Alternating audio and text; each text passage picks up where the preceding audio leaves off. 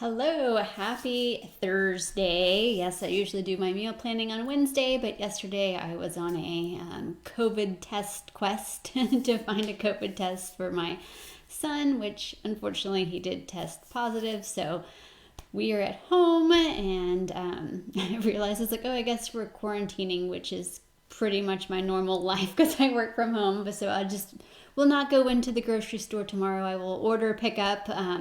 But first, before you go to the grocery store, you have to actually plan out what you're going to have at the grocery store. So let me share my screen with you and take you through how I do my meal planning.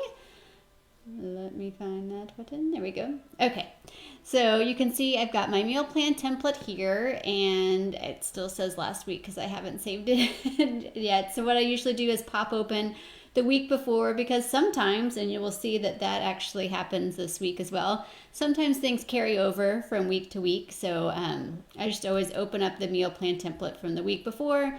You can go to the What's Working Here website and you can download the different menus from either the week before, or you can go in and find a fresh blank template for your meal plan. So I follow Portion Fix Meal Plan B, and I have meal plan templates in the resource library on my website, what'sworkinghere.com. If you go to the library, I've got plans A through F, and if you're doing time nutrition, morning, noon, and night, and all that good stuff. So I have you covered there. So let's go ahead and take you through. The first thing I do is I add the dates. I update the dates on there, and then put anything that we have going on. I don't know that we'll be doing any soccer practice or anything like that next week. So, but I still put it on there just in case.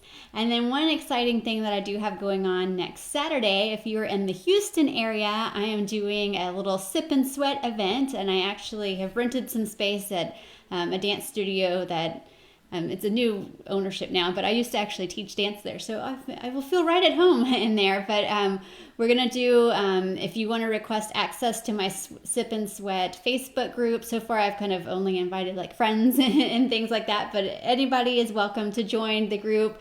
My goal this year is kind of to create more of a local community. I have a great online community, but I also want to be able to meet up with people in person and connect that way as well. So I've created the Sip and Sweat group where once a month we're going to meet up and do a different workout. So if you're interested in meeting up, like I said, we're kind of north side of Houston, but if you're in the Houston or surrounding areas and you want to join me, let me know, and I'll make sure that you get into that group so you can get the details for that event. So I am excited about doing that. So once I get all my dates and the things that I have going on, then I can start filling in my meal plan. So the first meal, my meal one, is always my Shakeology. So I just copy and paste that for every day. And then my meal two, that's kind of like I call it second breakfast. And sometimes I'll flip those two. It just kind of depends on how I'm feeling that day. If I want to do my shake first or my breakfast first. So I picked two of those for the week. So I picked the egg and spinach wrap. And anything with a hyperlink, that means that you can click it and there will be, you can go find the recipe for that as well. And then the second one I picked is a ham, spinach, and mushroom omelet with toast. So that one doesn't really have a recipe. Maybe I'll make an omelet recipe someday. They're pretty easy to make though. So I just alternate those for the week. And then meal three, on the weekends I leave open for like a salad or sandwich. During the week it's usually leftovers. And then meal four is my kind of afternoon snack. So I pick two of those for the week and then alternate them. So I think I left the same ones on here this week. So carrots, the peaches and pecans, and then the mozzarella tomato melt and an apple. I didn't really do this one yet this week, but I want to. So I left it on there for next week as well, because I still have like some of the tomatoes and things. I need to get some more apples. This week I ended up just eating carrots a lot. Anyway. So now those meals 1 through 4 are all finished, and now all I have left is to plan out my dinners for the week. And you might see this and go, oh, she's planning out like her meals that are following a certain meal plan, like what's her family going to eat?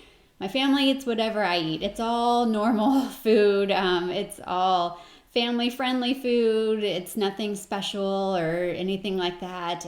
It's normal recipes that your family would enjoy as well. So the first one, I think it's supposed to be a little cold. So I'm going to do chili. Actually, because this past weekend, I wished I had made chili. So I was like, oh, it's so cold. So I'm going to do chili. And then for my orange container, sometimes the orange container doesn't really go exactly with the meal. So I'll just have like pumpkin seeds. And sometimes when I'm making dinner, I don't know if you get this way too, like you get kind of snacky and you're kind of hungry while you're making dinner. So I'll usually do my orange container and snack on that while I am making dinner. So chili on Sunday, and then that becomes lunch on Monday. And then I have turkey burgers on the menu. We were supposed to eat them this week, but my husband actually does the grilling and makes the turkey burgers, and he does a really nice job. So I knew even if I tried to do it, it wouldn't be the same. So I left those, and I checked the date on the meat and the buns to make sure I didn't need to freeze them, but they will be good until actually I think the 31st. So I'll have him make the turkey burgers next week, and then we'll have that with a side salad. And then that becomes lunch the next day. And then on Tuesday, I have chicken fajita bowl. So I was trying to get some different inspiration for things. I'd popped up some old menus and was kind of scrolling through those, and nothing sounded good. And then I got out my meal plan cards, and I was like, because I'd planned a lot of, it seemed like ground meat recipes. So then I was like, I need something else. And so I went and I ended up pulling out the chicken fajitas, which I use the Body Beast. I use his chicken fajitas. They're really easy to make. It's something that's really good for meal prep too, because you could go ahead and prep it on the weekend, put it in your zip top bag, and let it kind of marinate until you're ready to use it. But I figured instead of doing it with tortillas, I'll do it as like a bowl. So I'll do brown rice with it instead of tortillas and make it something a little bit different. So different ways to find inspiration there. And then that becomes lunch. And then on Wednesday night, when I was looking through old menus, I found the Swedish Meatball Stroganoff, which is a fixate recipe. So if you have access to Beachbody On Demand, you should be able to log into Beachbody On Demand, go to the search bar, look up Swedish Meatball Stroganoff, and it will show you the recipe for that. So you can find that, or if you have the Fixate cookbooks as well, you can find it there. And then that becomes lunch the next day. And then on Thursday, we have leftovers. And then, like I said, Friday, I leave kind of open for a salad or sandwich. And Friday night, we usually eat out. And then I do plan for my Sip and Sweat event. I switched out my Shakeology, and I'm actually going to make some Sweetheart strawberry parfaits. I just made that. I just think it sounds fun. It sounds like a Valentine-y theme. So I'm going to make some strawberry parfaits for after our workout, the Sip and Sweat event.